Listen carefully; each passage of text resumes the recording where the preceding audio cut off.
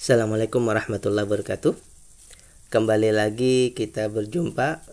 Bersama-sama kita akan membuat resume fundamental saham.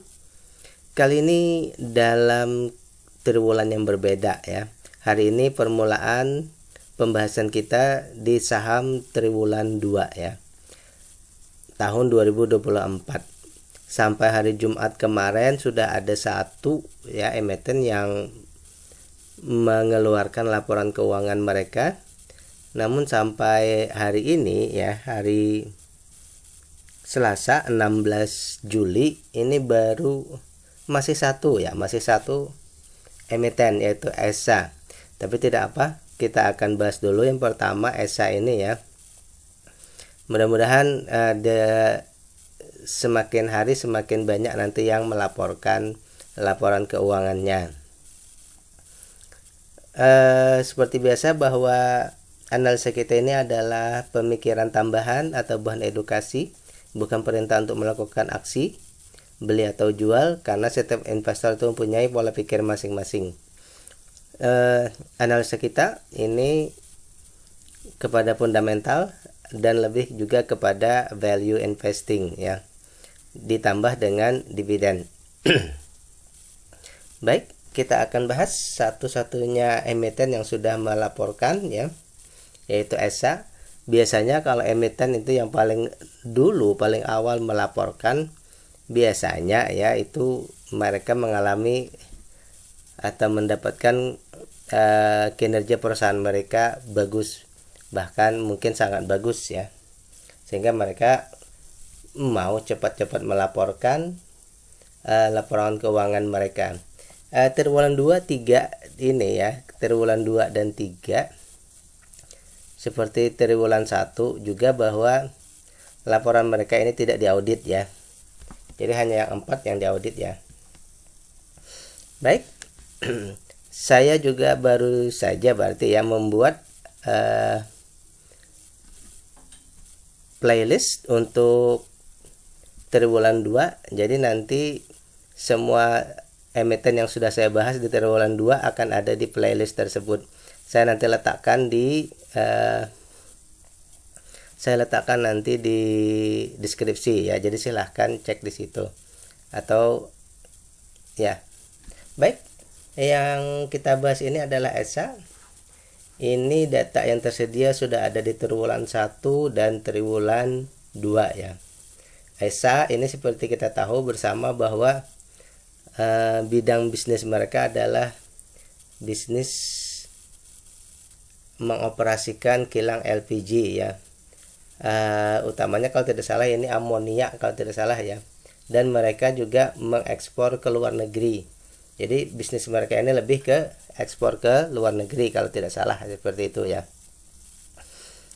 Di triwulan 1 ini sudah kita dapatkan datanya. Dibandingkan dengan triwulan 2 ini semua datanya menunjukkan peningkatan ya.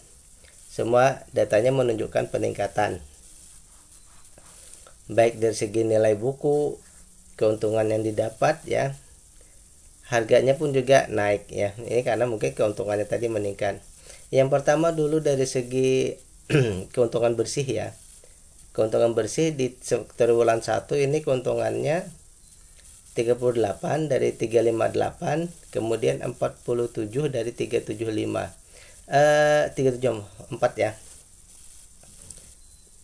Di triwulan 1 itu untungnya 10%, di triwulan 2 itu untungnya 12%. Nah, berarti ya ini ada peningkatan pendapatan, kemudian juga diiringi oleh peningkatan harga juga ya. Kemudian itu yang pertama ya. Namun kalau kita bahas semua dulu ya. Dari segi aset lancar juga ada peningkatan ya. Hutang ini turun. Kemudian juga jumlah masyarakat yang memiliki sahamnya untuk trading ini hanya 54, turun juga sekitar 0,9% ya. Terakhir juga ada bahwasanya asing di sini ya. Asing ini menambah kepemilikan mereka. Semula ini 24%, sekarang 28%, berarti ada peningkatan 4% untuk asing ya. Mungkin asing melihat karena harganya naik meningkatnya, karena keuntungannya meningkat sehingga asing juga masuk di sini ya. Baik, kita bahas sekarang triwulan 2-nya. Dari segi data yang kita dapatkan, dari segi valuasi,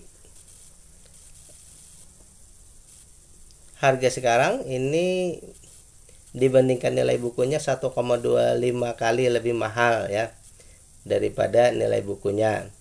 Ini berarti secara PBP 2,25.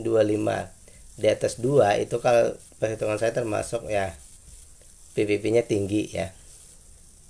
Jadi perusahaannya sudah termasuk dihargai mahal ya.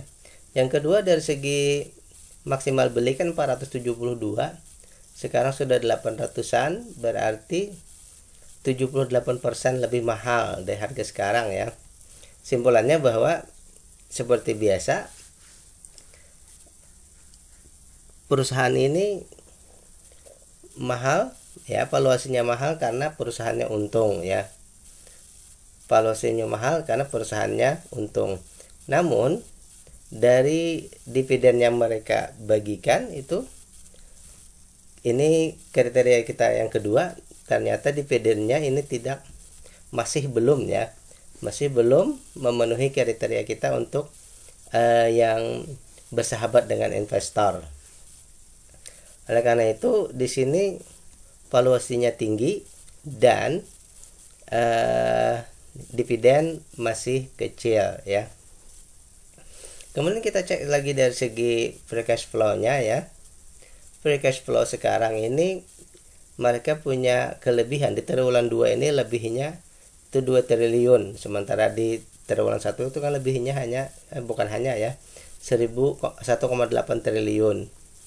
Kemudian mereka juga di triwulan 1 itu 109 rupiah, triwulan 2 ini 123 ya. Kemudian mereka juga berarti ini free cash flow-nya mengalami peningkatan dari 29% jadi 32. Jadi ketahanan dari segi free cash flow ini luar biasa ya. Kemudian lagi dari segi current ratio atau aset lancarnya ada peningkatan sekitar 20% ya. Kemudian hutangnya ini turun dari 30 hutang berbunga ya.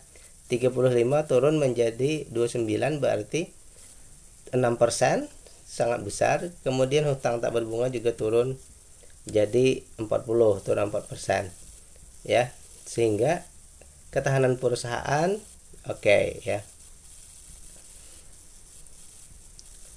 Kemudian juga dari segi kepemilikan tadi ya, kepemilikan tadi ada dua di sini ya. Asingnya bertambah, kemudian dari semua saham yang beredar dan bisa ditradingkan itu semuanya bisa ditradingkan, tetapi di sini ada perubahan kepemilikan. Asing itu meningkat 4% ya. Terakhir, namun non warkatnya masih sangat besar ya, meskipun ada penurunan. Jadi semua ini ada perbaikan ya. Simpulannya perusahaan ini ada perbaikan ya,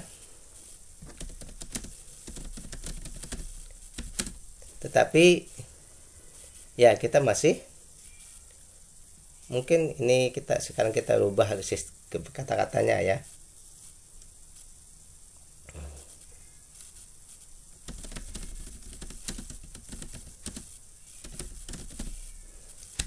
Menunggu layak invest dari mana ya, dari